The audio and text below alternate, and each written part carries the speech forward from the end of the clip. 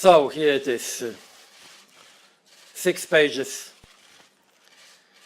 The notification from Prime Minister Theresa May triggering Article 50 and formally starting the negotiations of the United Kingdom's withdrawal from the European Union.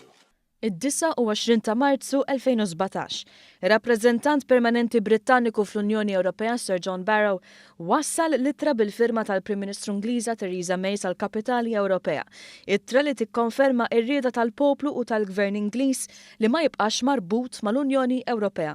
Bekk nistgħu ngħidu li uffiċjalment beda Brexit. Today, the government acts on the democratic will of the British people. The Article 50 process is now underway, and in accordance with the wishes of the British people, the United Kingdom is leaving the European Union. We can choose to say the task ahead is too great. We can choose to turn our face to the past and believe it can't be done. Or we can look forward with optimism and hope, and to believe in the enduring power of the British spirit. Il-President tal-Kunsill Ewropew Donald Tusk qal li dan huwa jum diffiċli kemm għal Londra kif ukoll għal Brussell. Jum li fih qed jiddomina sens ta' diżappunt mhux biss miċ-ċittadini Ewropej iżda anki minn nofs il-popolazzjoni Brittanika. Madankollu Brexit kellu l-pożittiv tiegħu. Saħħaħ il-komunità ta' 27 stat u għamilhom iktar maquda u determinati biex jaffaċċjaw in-negozjati diffiċli.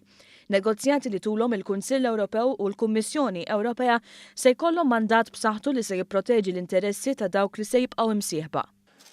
This is about damage control.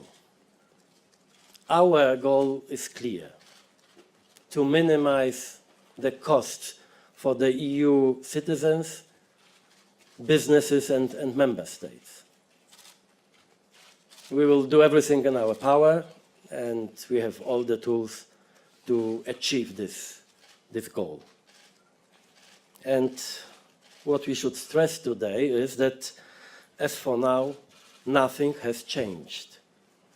Until the United Kingdom leaves the European Union, EU law will continue to apply to and within the UK. Intant il-naqat madwar l-Ewropa diġà bdew bin-negozjatur ewlieni ta' Brexit tal-Unjoni Ewropea Michel Barnier jibda triq mal-Prim Ministru Joseph Muscat f'Kastilja l-4 filgħodu. Din hija ġurnata diffiċli, iżda l-Unjoni Ewropea għandha timxi l quddiem b'mod trasparenti u f'direzzjoni waħda, qal il-Prim Ministru Muscat fl-istess ħin li fakkar li kull parti għandha tibbenefika minn Brexit, madankollu l-Unjoni trid turi li sħubija fih dana hija dejjem triq aħjar. Michel Barnier minkejja li ammetta d-diżappunt qal b'kunfidenza li hemm kooperazzjoni b'saħħitha fl-ewwel jum ta' vjaġġ twil ta' negozjati.